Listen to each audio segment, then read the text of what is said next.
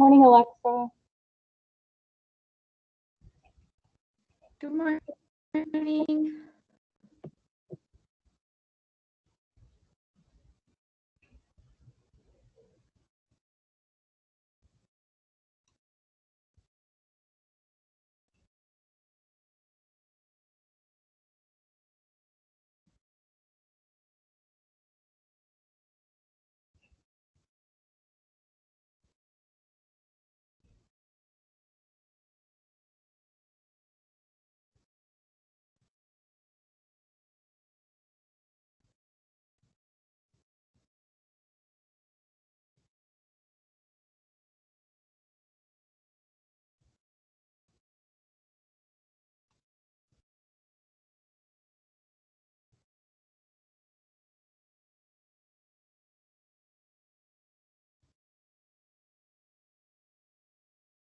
Good morning, Samuel.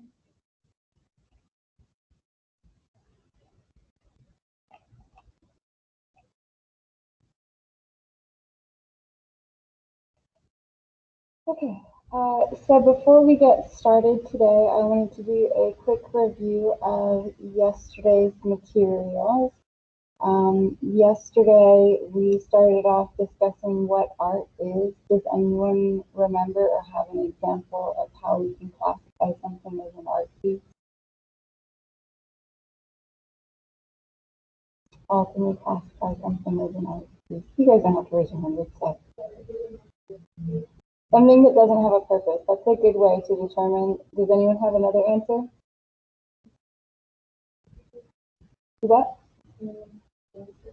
If someone went to school for it, that's another good way to tell. The next thing we covered were the 5 traits of creativity. Does anyone remember those 5 traits?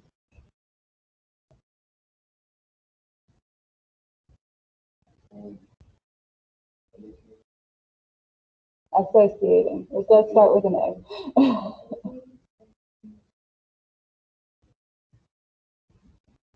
Starts with an A. Observing. Yeah. Networking and experimenting. Good. So our 5 traits are associating, questioning, observing, networking, and experimenting. Now this one's a question for my online folks. Do any of you guys remember what outsider artist means?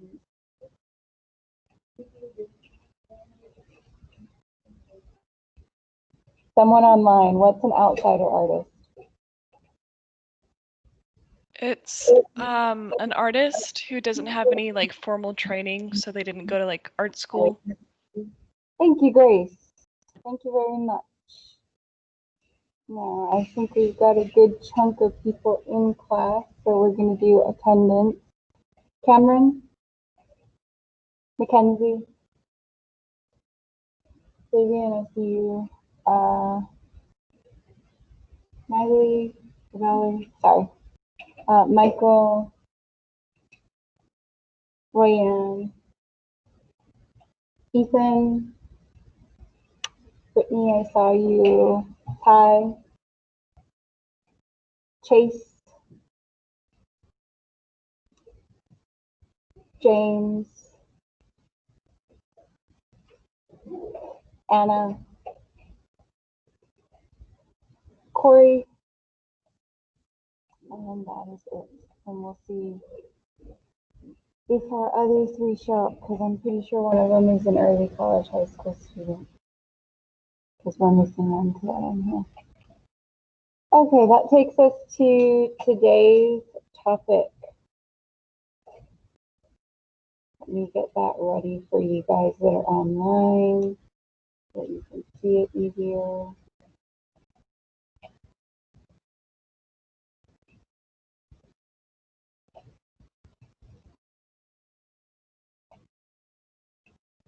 And just like yesterday, those of you that are online, if you can't see something clearly, let me know so I can try and fix it. So yesterday we stopped with these new vocabulary words, representational art and figurative art. And then we're going to look at some examples. For the rest of this section, we're mostly going to be covering some new vocabulary terms and examples of them for you. So our first one, representational art, is something that depicts the appearance of things, so something that represents something else. It doesn't mean that it's going to be exactly how that thing looks, so it could be like an abstract interpretation of a saguaro cactus like we saw yesterday, but it's supposed to represent a saguaro cactus, if you remember that Janet Eckelman piece. Figurative art is when a human is the primary subject in that art piece. So not a still life. Still lifes are like flowers and fruit. Yes. I have no idea.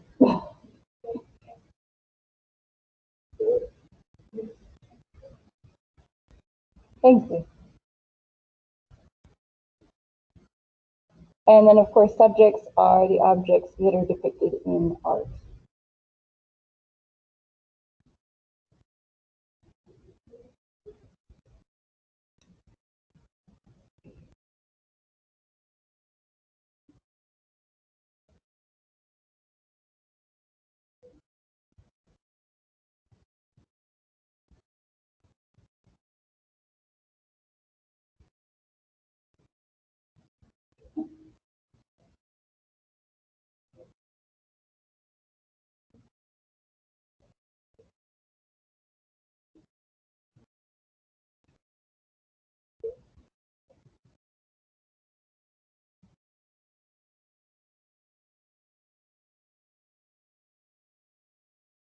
Morning. What was your name again?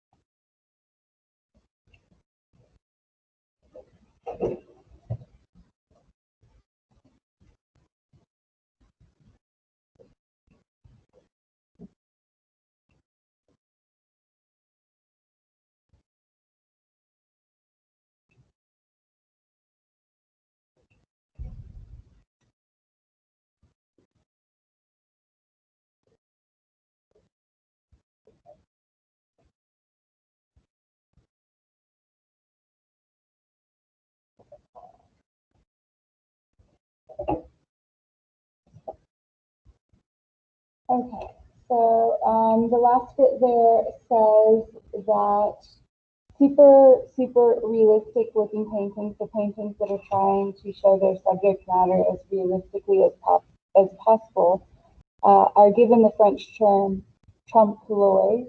Trompe-l'oeil literally translates to fool's the eye. And a great example of that is the painting that we're about to look at, Smoke Backstage.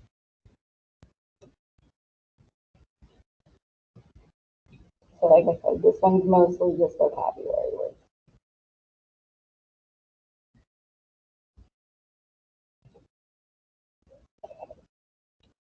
So here is that painting by William Harnett.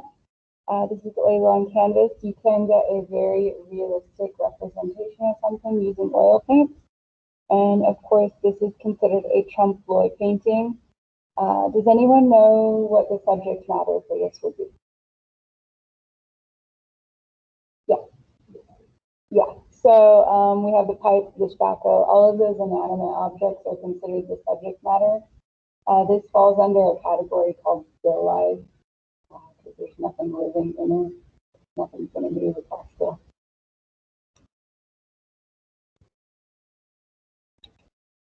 And another example of representational art is Rene Magritte, The Treachery of Images. You don't have to write this. We're going to go over this one like 3 times. These are just examples. And then, of course, Beldner has a great example of representational art, and this is not a pipe. This is definitely not a pipe. So this is Rene Magritte, The Treachery of Images. That's what that translates to. Of course, what's the subject matter in this one? The pipe. This Okay. also, thank you. This also falls under the category of trompe l'oeil. It's trying to be as realistic looking as possible. And then right underneath in French, it says this is not a pipe. So you guys said the subject matter was the pipe, but in the painting it says this is not a pipe. So is it a pipe or is it not a pipe? Pipe. How many of you guys say it's a pipe? How many of you guys say it's not a pipe? Oh, split. Why do you guys say it's a pipe? Okay. Why do you guys say it's not a pipe?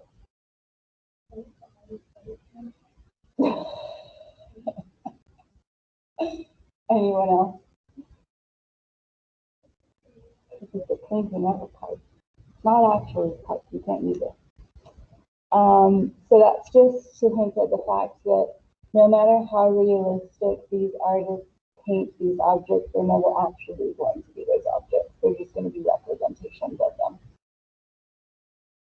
That and Renee McLeod likes to make jokes. This is Ray Beldner's. This is definitely not a pipe. This is a play on that treachery of images picture that we just looked at. This is a pipe made out of dollar bricks. Okay, moving on to our next vocabulary word, and that is abstract art. Abstract art are works of art that have no reference to natural objects. Occasionally, they can attempt to depict natural objects, but they have simplified or distorted or exaggerated those objects so much that they no longer look like them at all.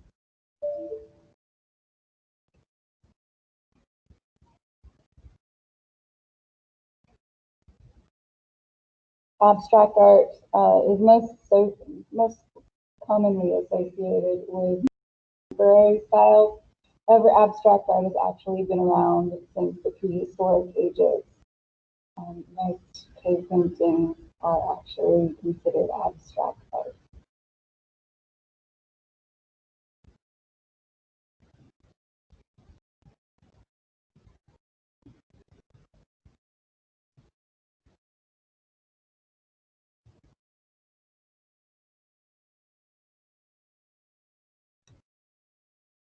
Are you guys online seeing this okay today?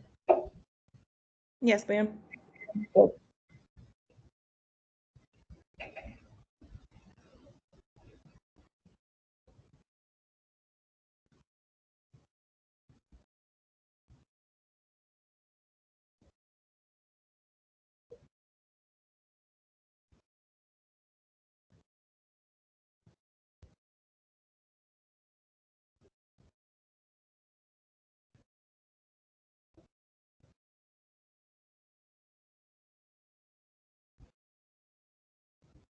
And of course, some examples of abstract art. Here we have Piet Mondrian, and you can kind of see his development from a more realistic version of representational art all the way into an abstract representation of a tree. So all of these images are actually a tree. It's just different interpretations of it. And of course, the further we go, the more abstract it gets. This is in chronological order too.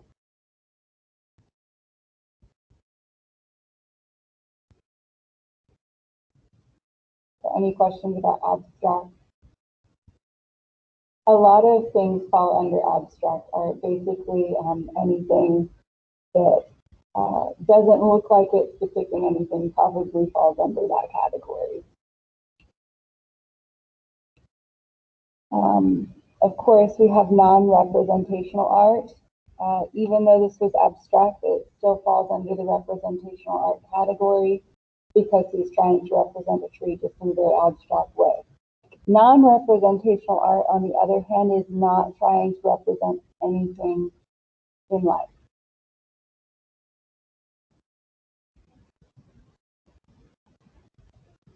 So there's no reference to anything.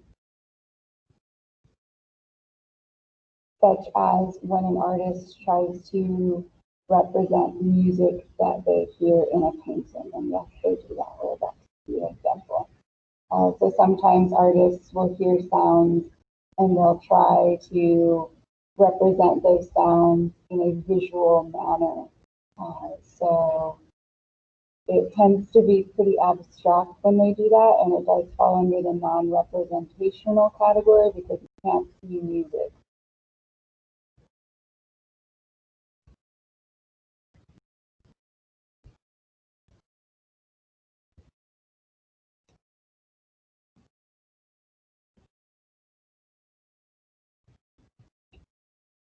And here is our example of that. This is Vasily Kandinsky. Vasily Kandinsky is a very early pioneer of what we see as like contemporary abstract art. And Vasily Kandinsky was a Russian artist who tried very hard to illustrate musical compositions that he listened to visually. So all of those colors and strokes are supposed to represent the different notes in that composition. But once again, because we can't see music, it falls under non-representational art. So usually non-representational is something that's made up. Now we're going to get really, really complex here with looking and seeing and form and content. Those words seem like they would be synonyms, but in the art world, they actually have different meanings. So looking implies that there is a mechanical method or a goal-oriented outcome in which you are looking at the artwork. Seeing, on the other hand, is more of an analysis. Looking is just telling me, okay, the subject matter is a pipe. Seeing is saying, why is it a pipe? Why does he say it's not a pipe? What are we delving into deeper? So yeah, looking is just an overall first glance, what's the subject? Seeing is actually breaking down the image. So hopefully in this class, we will very quickly be able to move beyond just looking and go into seeing so that we can be able to now analyze and appreciate the artworks a little bit more.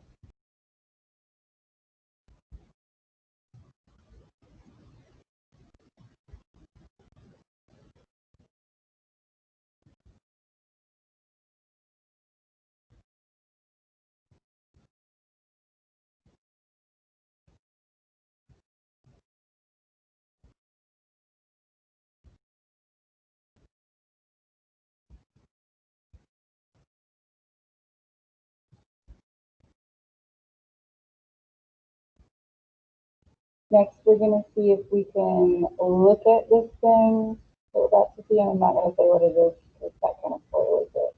And then we're going to see what we see. So here we have this photograph. What is it? What's the subject? It says in the title, so you can choose. It's pepper. So if you're looking at it, you see a pepper. That's the subject. Now let's analyze it a little bit deeper. When you first saw this, what were some of the initial reactions as to what you saw? Yeah. Anyone else? Yeah, most of the time people think it looks like a single person or two people. How do you think the artist might have achieved this fleshy look on a pepper?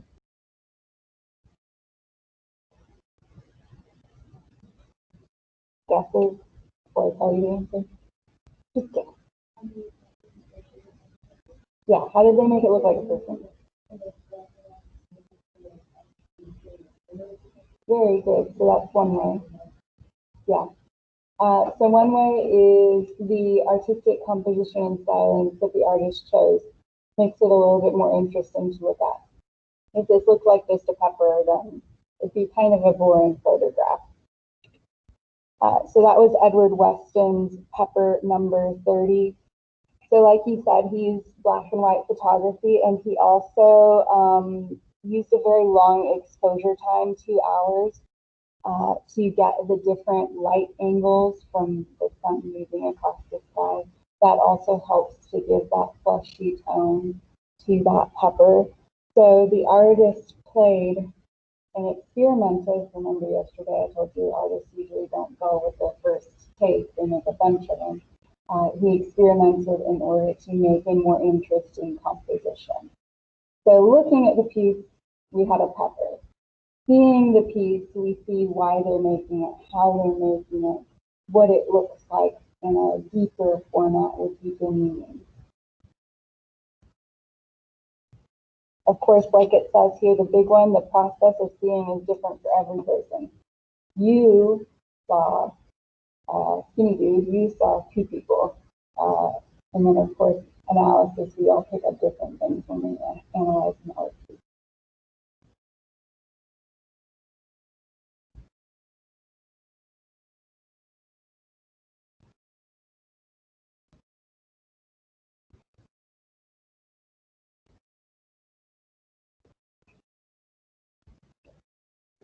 Now, the other big one is form versus content, which is another one that sounds like they would be synonyms, but they're not. So form is the overall total effect. Form is to looking as content is to seeing, is how I like to think about those. Content is the overall message and meaning of an artwork. So what is the artist trying to express to the viewer?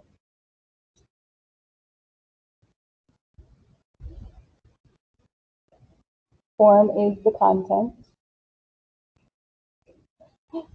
That sounds confusing. Let me fix that. Form is the overall art piece. So the lines, the colors.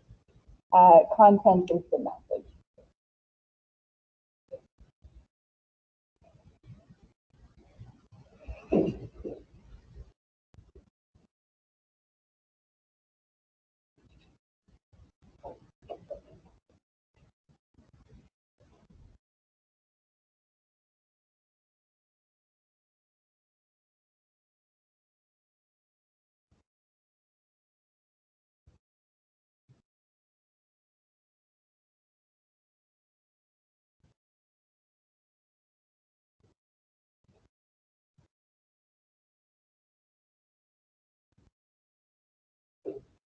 Okay, so we're going to look at two different art pieces that are both titled The Kiss. They both have two people kissing.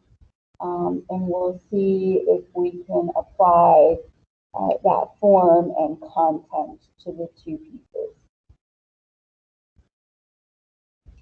The first one we're going to look at is Rodin's The Kiss. Rodin's work is extremely representational. It's not abstract. It's trying to be as realistic as possible. On the other hand, Brancusi's piece is abstract. It is still representing two people kissing, but it is an abstract representation of them.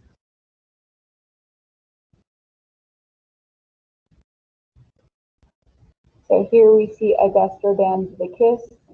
What's the content? Or no, let's start with form. Content pattern. What's the form? What's happening? Yeah. The content or the theme, that's a good way to translate content. What would be the theme?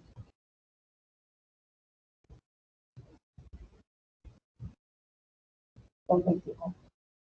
Blood. Thank you. So form, two people kissing, content, blood. Form.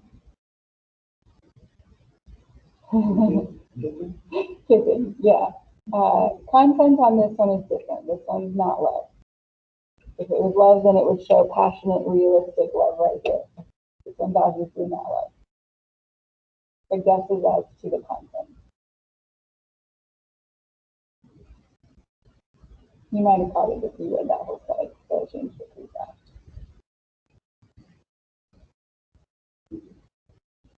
Yes, two people becoming one. So this is a singular block of stone. It's not actually been separated. So these two people are still connected and becoming one. The content on this one's a little bit deeper.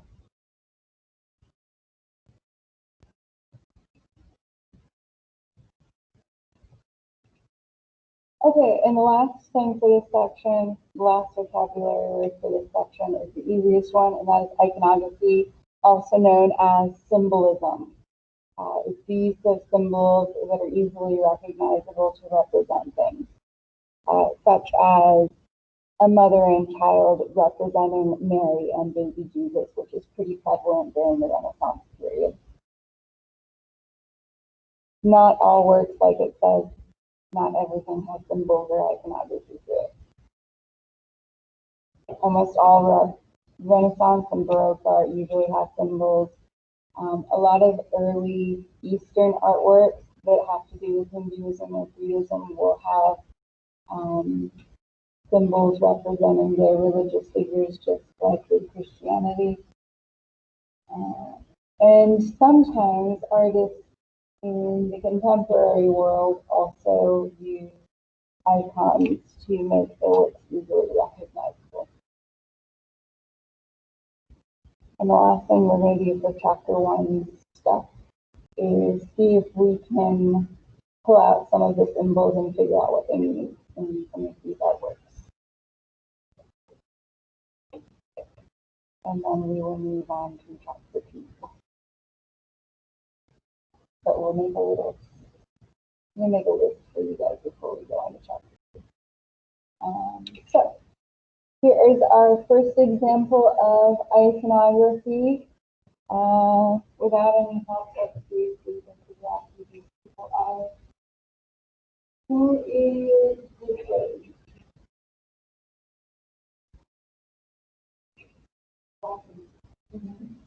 The mom, representing hieroglyphics.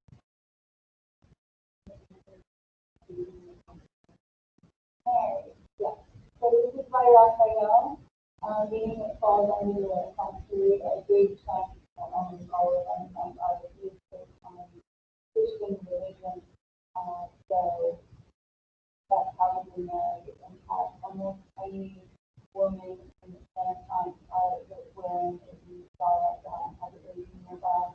It's probably Mary or something. It's one of the recognizable objects. The one that she's holding is that. Usually the child that's closest to Mary is the one of Jesus. The last one is a part of this poem, and you only know if you're really, really familiar with geography, and that small third child that is wearing the coat of animal skin and carrying a wooden cross is Jesus' cousin John the Baptist. Now, let's see if we can do it with this one. Who's the lady in blue? Huh? Mary, yeah. The baby on the ground.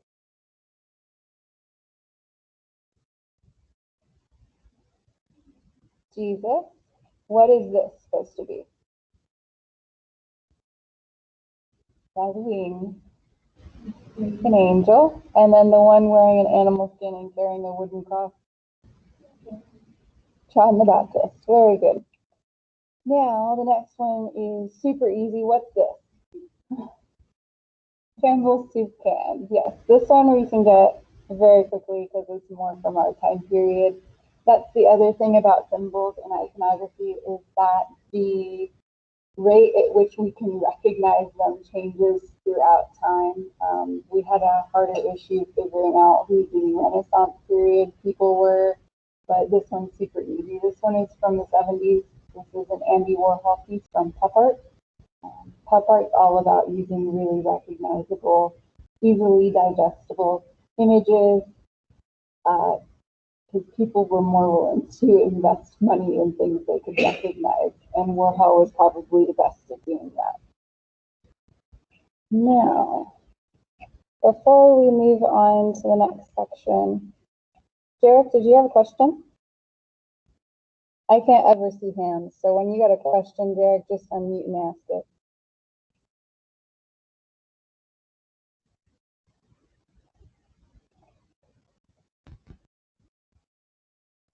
No.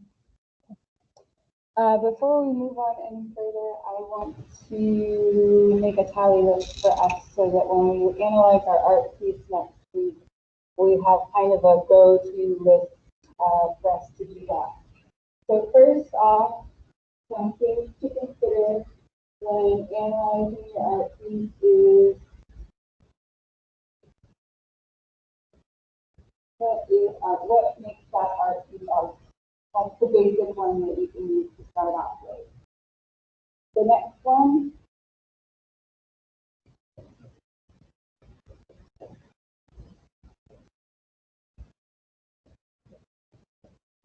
are 5 traits of creativity.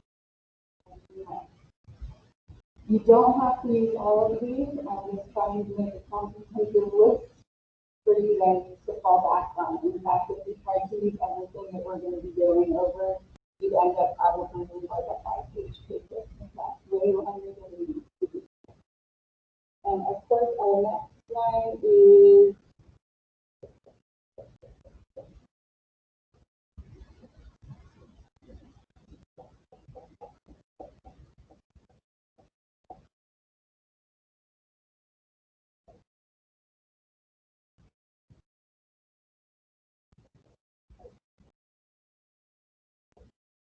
is it representational or is it non-representational art?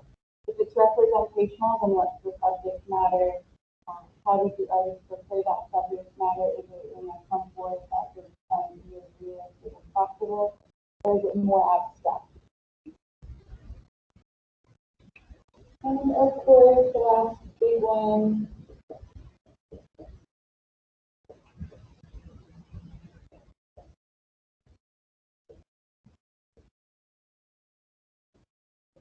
is the artist use any iconography or symbols in it? If they didn't, then I wouldn't even go over that particular question. Professor McBride. Yeah.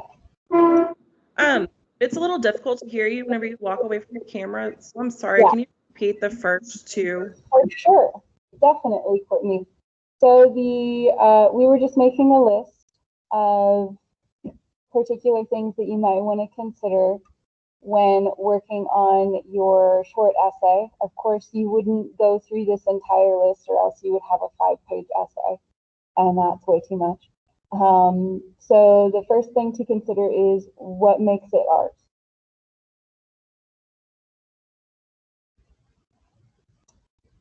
And the second thing to take into account are what traits make it fall under the category of creativity. So apply those 5 traits of creativity.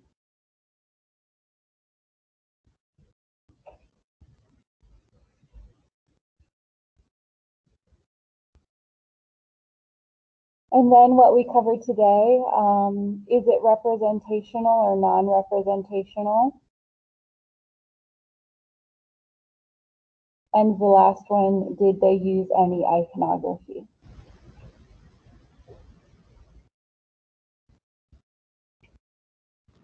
Thank you. No problem. Okay. So any questions about that? Of course, if you want to go into form and content and the other things that we've talked about, feel free. If you want to discuss if it's made by an outsider artist or not, that's totally fine. You guys have total freedom with your short essays. In fact, pretty much everything in this class, I give you guys total freedom.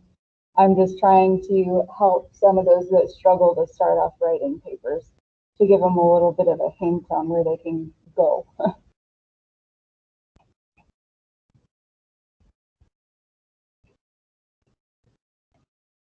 Because I know I was one of those. If I didn't have anything to help me start my paper, I didn't even know where to start. I'd be totally lost. So any questions about what we've covered so far? No? Okay. If at any point you have a question, feel free to ask because you're probably not the only one. That takes us to our second chapter. The second chapter is all about the different categories that art falls under. So there are 6 categories for art in total. Categories being what is the purpose of this artwork. So we're focusing on the purposes of art, and there's 6 categories. Some art pieces fall under more than one category. So it's not like if this art is only a form of self-expression, it can't also be trying to persuade you to think something. This will make more sense when we go through those 6 categories and all of the different examples that we're going to look at.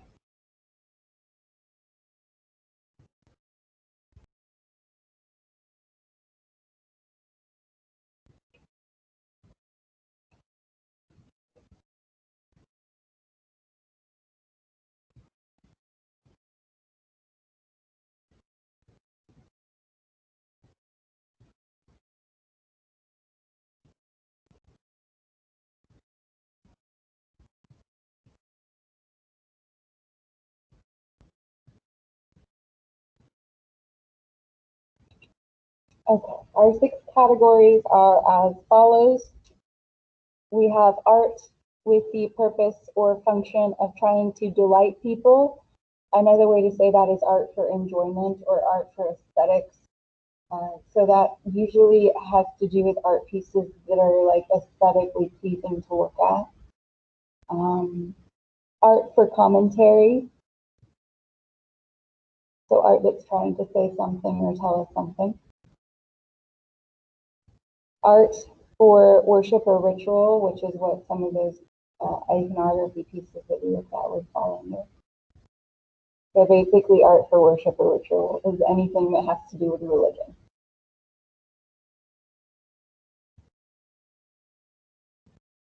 The fourth one is art for commemoration, so art in remembrance of someone or something, such as a war memorial. That's a really good example of an art piece that was made for the purpose of commemorating a war and the people that died in it. The fifth purpose or function of art is art for persuasion, so art that's trying to persuade me to think a certain way. We see that a lot around election time. All of those little ads on YouTube were made by artists, usually people that went to graphic design school help out with those. They're trying to persuade us to vote a particular way. And of course, the last one is art for self-expression. Like I said, some art pieces can fall under multiple categories, especially the self-expression art pieces. They usually fall under multiple.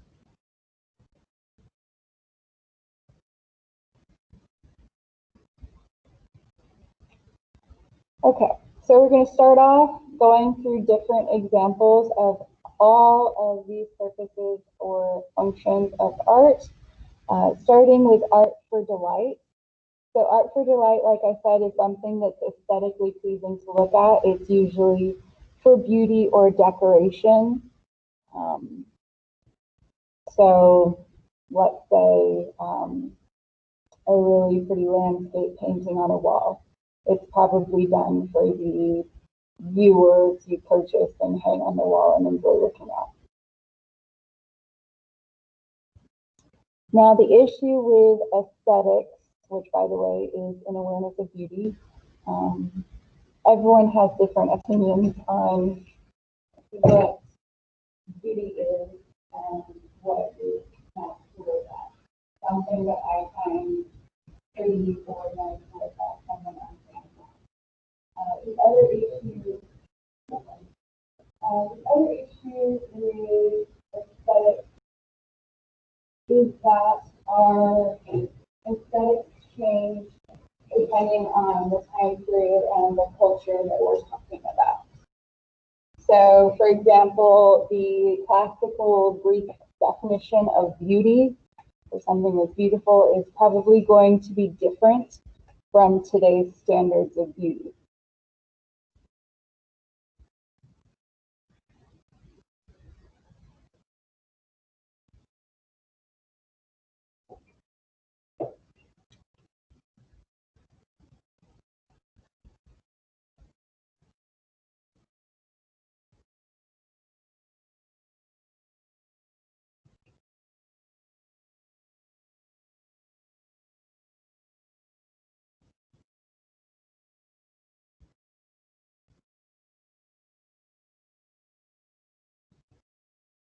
So an example of an art piece made for people to just enjoy looking at is the Discopolis.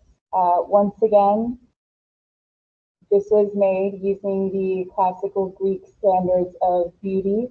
The Greeks were very obsessed with trying to portray idealized forms. So this is what they felt was an idealized male form at the time. Our standards of beauty and our definition of idealized forms change throughout time. This could also fall under art for commemoration because it was commemorating the Olympic discus thrower. So that's just another example that things can fall under multiple categories. And another art piece that's made just for enjoyment to look at is Sandro Botticelli's Birth of Venus, which once again shows off not classical Greek, but Renaissance period standards of beauty. So I feel like art for delight is the easiest one of these to comprehend. It's just something that's nice to look at.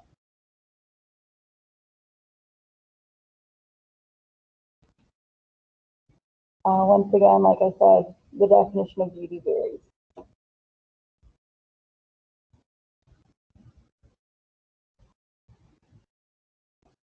Some people might think a very symmetrical artwork is beautiful to look at. Some people might think an artwork that uses certain colors or tones might be beautiful to look at.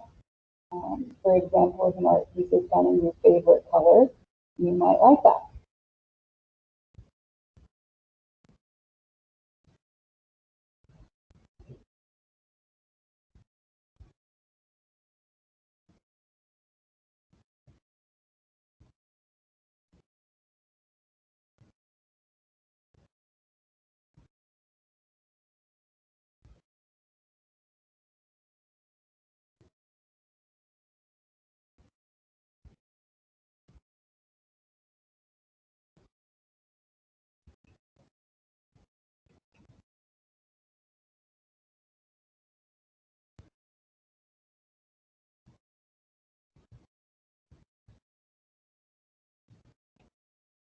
So here's an example of an art piece that's done in monochromatic style using a lot of blues and grays. If you're someone that likes more cool tone colors, you'd probably find this pleasing to look at.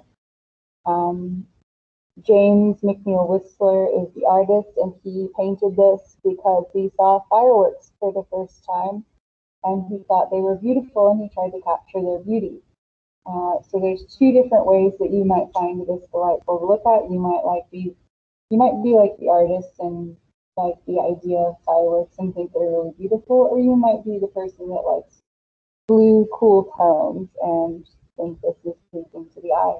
Of course, you might also be the person that doesn't like either of those things, and if not, then this probably isn't pleasing for you to look at.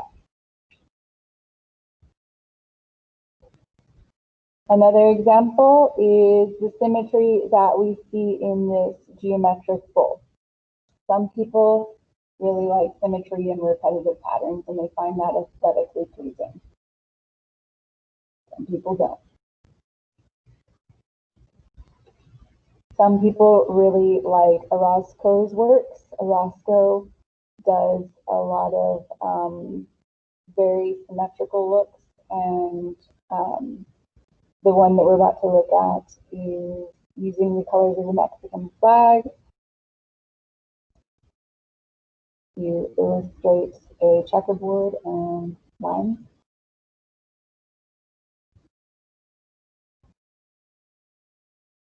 Or you might prefer this Erasco piece, which is a automobile that's been cut in half and put back together. So you can kind of get a gist. There's going to be some things that you like and other people don't. There's going to be some things that you find delightful and pleasing to look at and other people don't.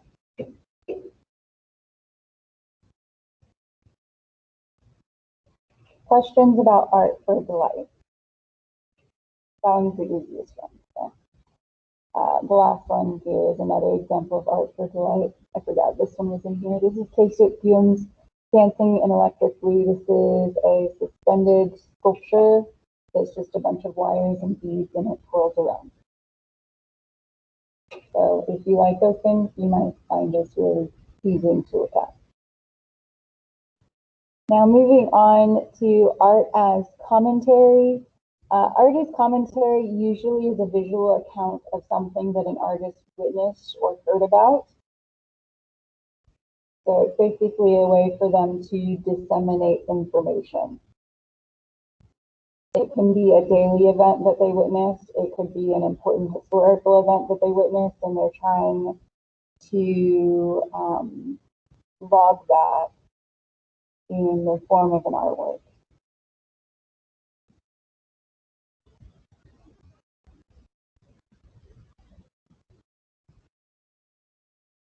And the first example of art as commentary that we're going to look at is Goya's Disasters of War. And then we'll look at the end painting that Goya made. The Disasters of War is a series of 82 prints and a final painting that's all about Spain, and they tried to resist Napoleon's invasion. Eventually, Napoleon will invade Spain and take over for a brief period of time. And Goya is trying to illustrate the things that he witnessed when that was happening. So once again, artist commentary is artworks that are trying to record something that the artist saw or heard about.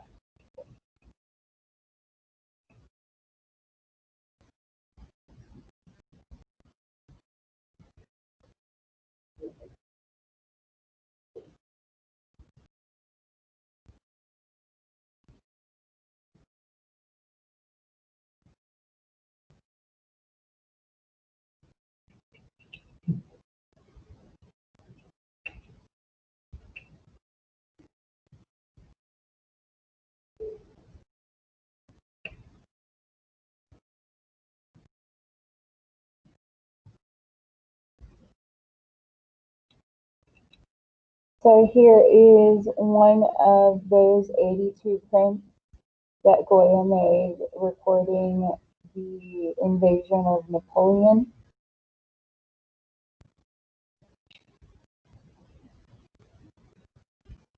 And here is the culmination of all of those prints in his painting, The 3rd of May, 1808.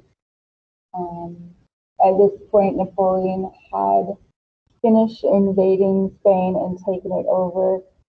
Here we see French troops.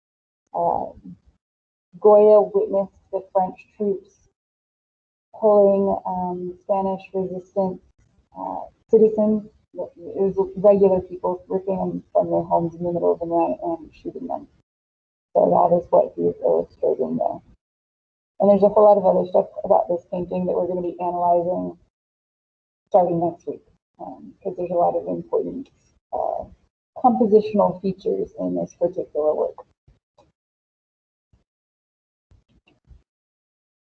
So, like I said, it's another work by Goya commemorating and commentating upon Spain's resistance. And you don't need to know that right now. We'll go over that later. Another example of art as commentary is Gustave Courbet's A Burial at Le Mans. This is just a daily event. This is not grand like Goya trying to illustrate him witnessing people being shot and killed. This is just Gustave Courbet going to his uncle's funeral. That's it. So it was something that was important for Courbet. So he took the time to record it once again in the painting format. And like I said, it was his uncle's funeral. You can tell it's funeral. There's a hole in the ground. There's priests. There's everyone mourning and crying and death. So you can pretty much tell what's going on in here without the title even. Like I said, great uncle's funeral. This painting ends up shooting Courbet to instant fame. Courbet has a lot of issues later on in the art world, though. He chose some interesting subject matter, such as his great uncle's funeral, to paint on really large canvases, which are normally only reserved for historical or religious painting. And his great uncle's funeral is not a historical or religious painting, religious in the sense that it is showing us biblical figures.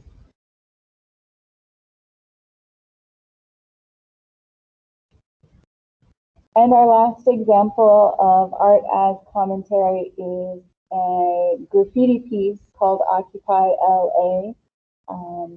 It was made by an unknown artist who was upset about bank foreclosures on homes. So the person witnessed and experienced the foreclosure of homes surrounding them. And they decided to make an art piece about that particular event.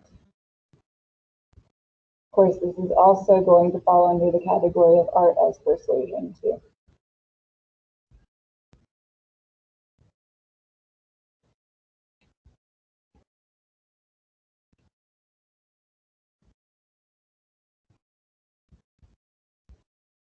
Okay, moving on to our third purpose or function of art, which is art for worship and ritual. Like I said, this is going to be religion. So oftentimes we mostly focus on Christian religion because we are a Western country. But there are other examples of art pieces that fall under this category that can be found in Eastern religions as well, such as figures of Buddha or of Shiva in Buddhism and Hindu. They would also fall under art for worship and ritual. The first example we're going to be looking at for this one is a stained glass window in which is illustrated the tree of Jesse or his family tree. Jesse is a member of, well, basically Jesus' ancestors, so it illustrates Jesus' genealogy. Stained glass windows were first and foremost used in Christian churches as a way for them to bring heaven's light into the building and make the church buildings feel a little bit more spiritual and heavenly.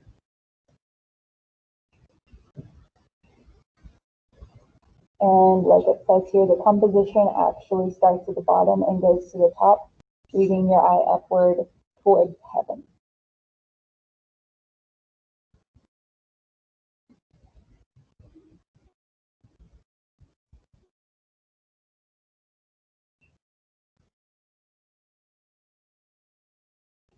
And here is that stained glass window. So art made for religion or worship probably is going to have religious figures in it or have some connection to a religion. Another example would be Michelangelo's Pietà. Pietà literally translates to pity, and it refers to when Christ was taken off of the cross. And of course, this illustrates Mary, his mother, holding her son's body. So once again, a religious image. So it's going to fall under religion. This one technically also falls under art as persuasion, though, because the church was trying to persuade people to come back at this time. When this was made by Michelangelo, Other religions were formed. This is around when the Reformation takes place. So the Catholic Church kind of loses some power, and we have new Christian religions such as Calvinism, Baptist, Methodist, and all those other religions pop up. And the Catholic Church loses members, so they start making art pieces like this to persuade people to come back. But yeah, this is obviously a religious piece as well. And of course, here we have another Michelangelo piece, the one he's most well known for, the Sistine Chapel. On the Sistine Chapel walls, Michelangelo didn't do this part. He did the ceiling and the apse at the front. But the walls have stories from the New Testament. The ceiling by Michelangelo has stories of the Old Testament, and then the front has the story of Revelation. So literally the Bible's on the wall. So very religious.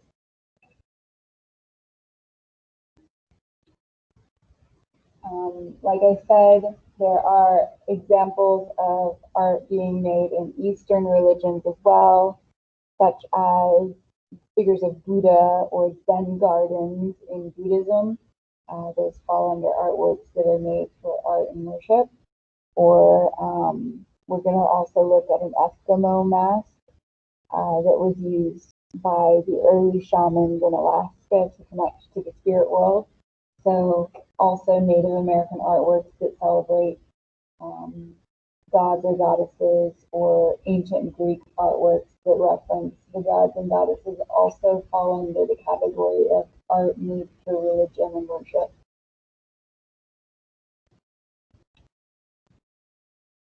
And here is our Zen garden and that mask that I was talking about. And I think it was our last one. Yeah. Our last example of art made for religion is a contemporary example. I tried to throw in some contemporary examples on all of these. This is Shanghuan seeds made in 2007. The mediums used were incense, ash, charcoal, and resin on canvas. Shanghuan is a member of the Buddhist religion. Does anyone in here know why incense ash would be important to a Buddhist? Okay, I didn't use it when I was in college. Yeah, so in Buddhism, you would go to your altar or your shrine and you would light a stick of incense, and that incense would help carry your prayers up to the heavens. So the incense ash, in a sense, actually holds on to those prayers. Normally, when the pots become full of ash, they get tossed out. But the artist Shanghuan actually collected those ashes and repurposed them into this painting. So how might this be a religious piece?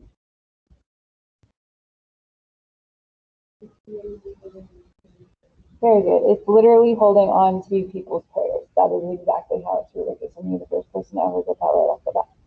Thank you. Saves us a lot of time. So moving on to our next purpose or function of art, which is art made for commemoration, to remember someone or something. Like I said, a lot of times war memorials are artworks that fall under this category. Tombs are another example of an art piece that might fall under this category.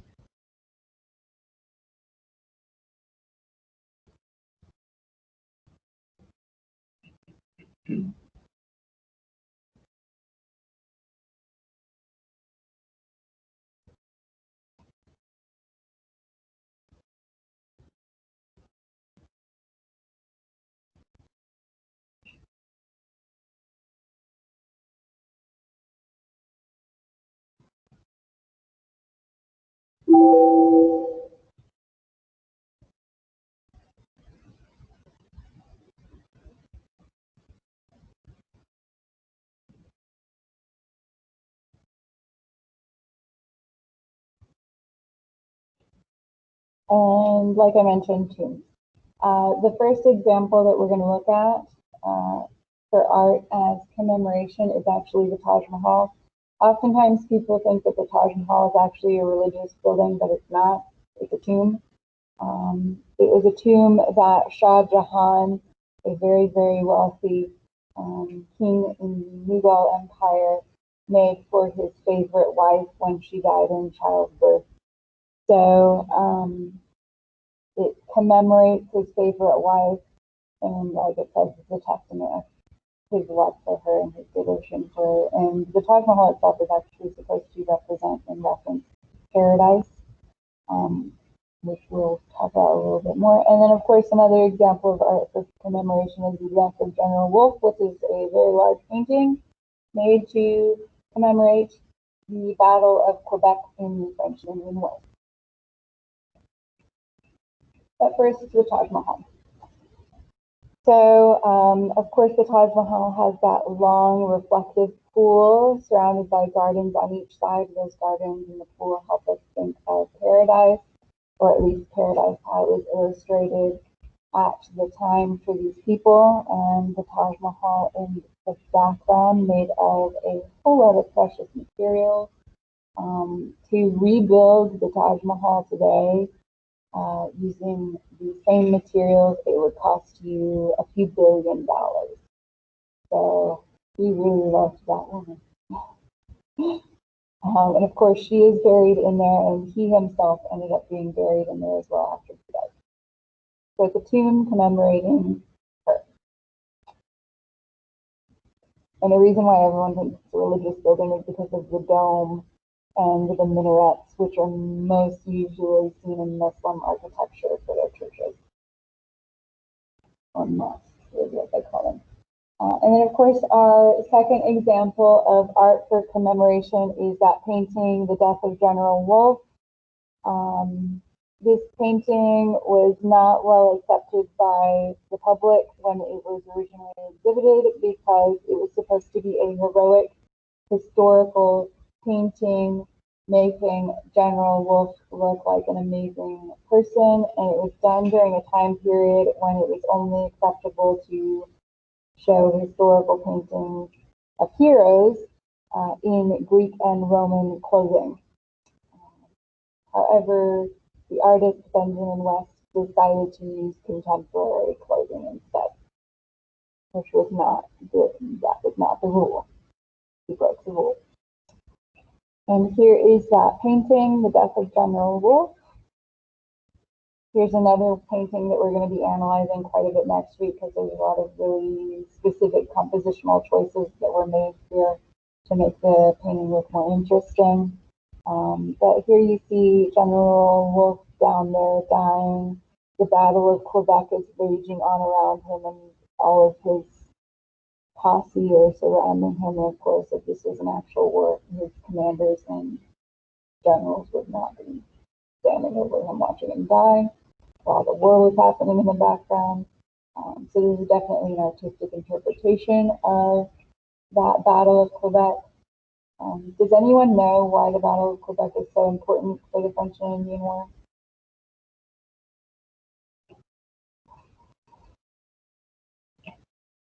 I used to teach U.S. history, and this makes me so sad. So the Battle of Quebec is actually the final battle in the French and Indian War. And it's mostly thanks to Native Americans that the battle ended. The natives told the British that there was a secret route in which they could use to surround the French, which is what they did. And of course, our last example, I'm pretty sure it's our last one, is the Vietnam Veteran War Memorial by Mile Lin, which commemorates all of the 60,000 Americans who died or went missing in the Vietnam War. This is a pretty different war memorial. Most war memorials show like the men in like a historic heroic stance, like the raising of the flag at Iwo Jima. So in the process of fighting or doing action, the Vietnam Veteran War Memorial instead is quite somber.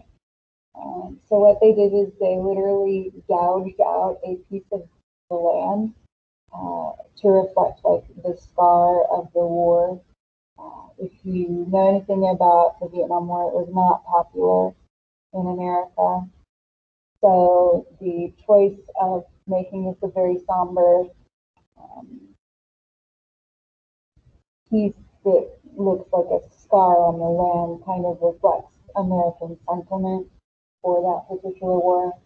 And on this wall, in chronological order, are all of the people who died and went missing, their names. Done in highly polished black granite that reflects your face back at you as you're reading them, kind of remind you why these people died.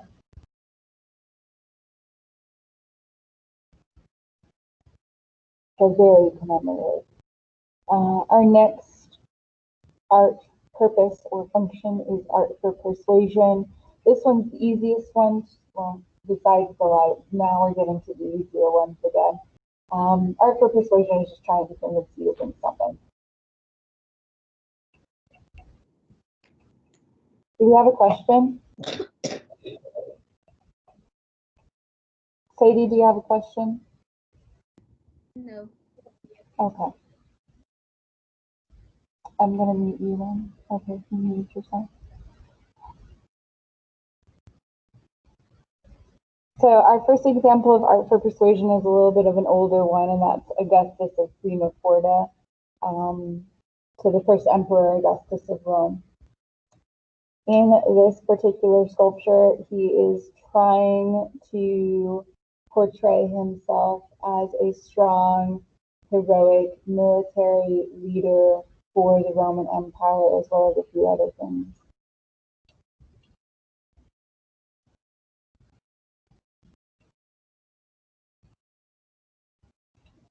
So think of this sculpture like you would think of a presidential image today. When this was made, Emperor Augustus was already aging. Is he shown old here? No, he's shown like not too young, not too old, just about the right age to be a good emperor. He's shown wearing armor, which an older man probably would not be going off into battle. But he's shown wearing armor. Why do you think?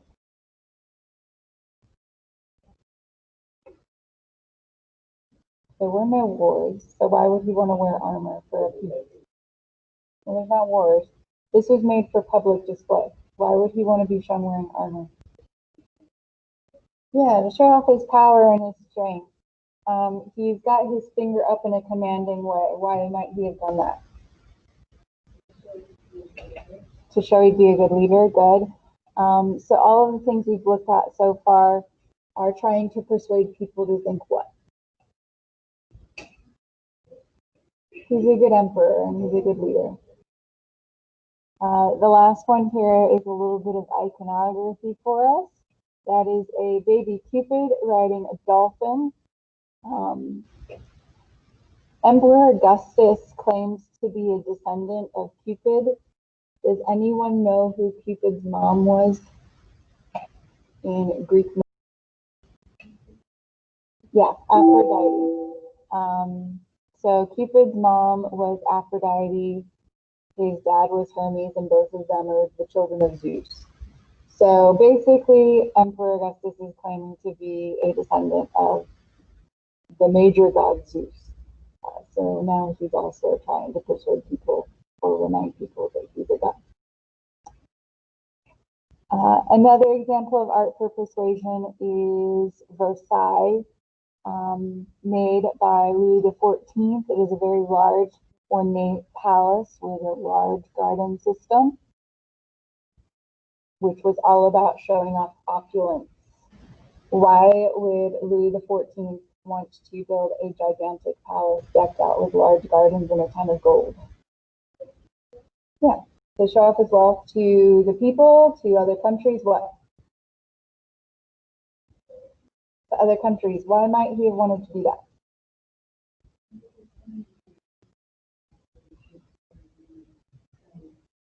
Yeah, very good. If he's willing to waste a ton of money building a palace when he already had a palace in Paris, he can probably afford to spend a whole lot of money fighting wars against other countries. So don't mess with France.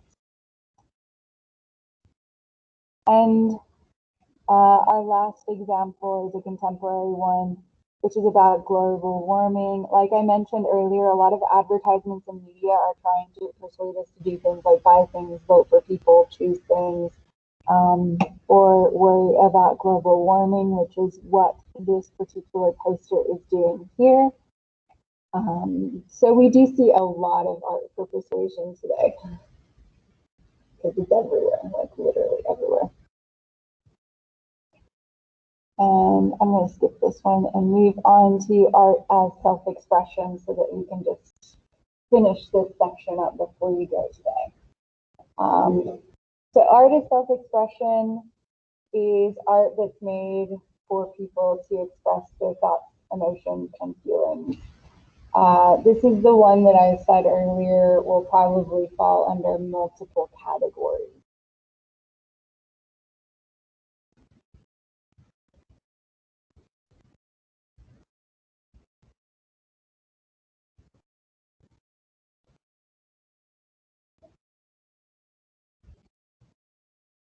And like it says here, art as self-expression is a more contemporary movement because prior to this, artists were usually forced to make specific things, such as during the Renaissance period, the church were the patrons or the people paying for the art, so you were making religious art. During the 1800s, the art academy was in charge and you had to follow their rules. So you weren't allowed to make art to just express your emotion. That's a newer concept.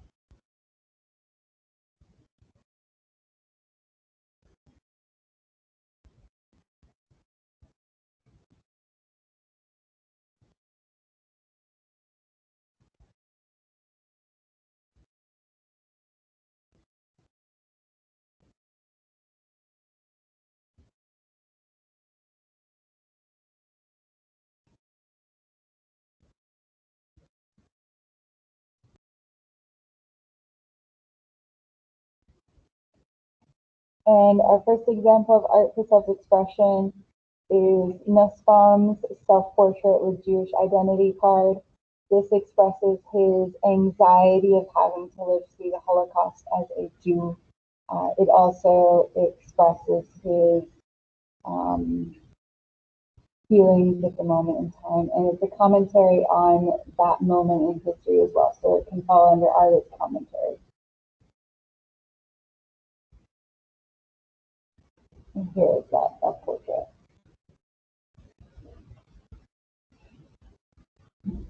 And you can see the expressive quality in his face. His eyes are a little bit concerned and worried.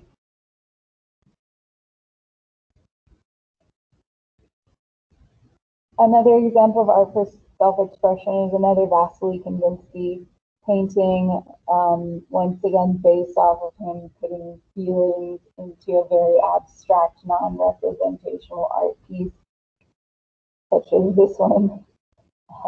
So it's just him expressing those feelings that music gave him.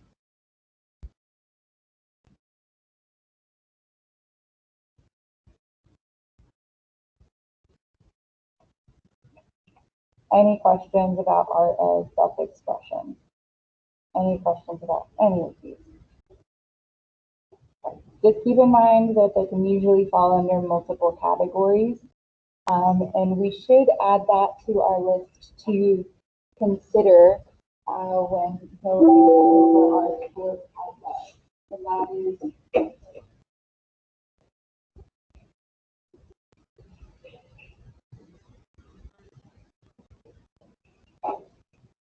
we should consider what is the purpose of this art piece. What's the purpose or function? Does it have multiple purposes and functions? If so, what are they? What categories do they fall under? How? Next week, we're going to start going over the principles of design and different things that artists have to take into account when making compositions. Keep in mind that you do still need to do your introduction if you have not already. I know that almost everyone has, so thank you for that. You might have wondered if you're in class why there's a little piece of paper towel on your desk. That's because I need help cleaning the desk today. So I'm going to spray and you're going to wipe. And there's a trash can by the door that you can throw your towel out. Also, help you back up to that work people.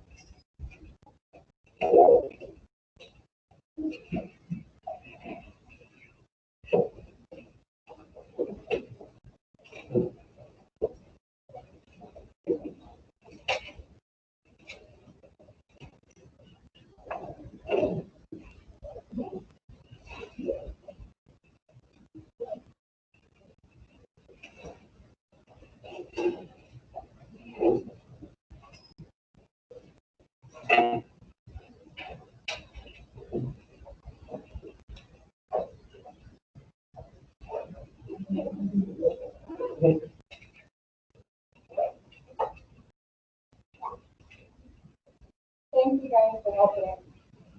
I couldn't do it fast enough yesterday. It was really fun.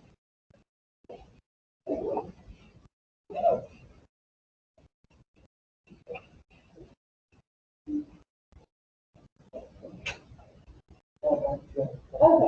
I was wondering if you could right now all the steps I could do it online.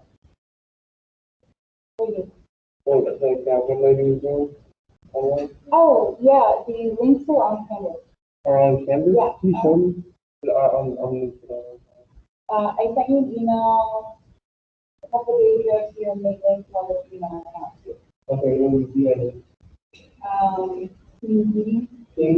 Yeah. Okay. So go on to your Midland College email account and look for an email from me. And you just have to scroll down to the little purple section that says join team meeting. Click it. You're going to need your Midland College email address and password for signing in, and then you should do it. Okay, and what about the online list? Oh, this is all online. Yeah, so is it in the same one you picked? Yeah. Yeah. Thank you. No problem. Yeah. Oh, just come. You're fine. You too. Sorry about that, guys. I had to clean up before the next class really fast. Do any of you have questions? If not, you are free to go. Remember, there's no class tomorrow. You just need to work on your assignment.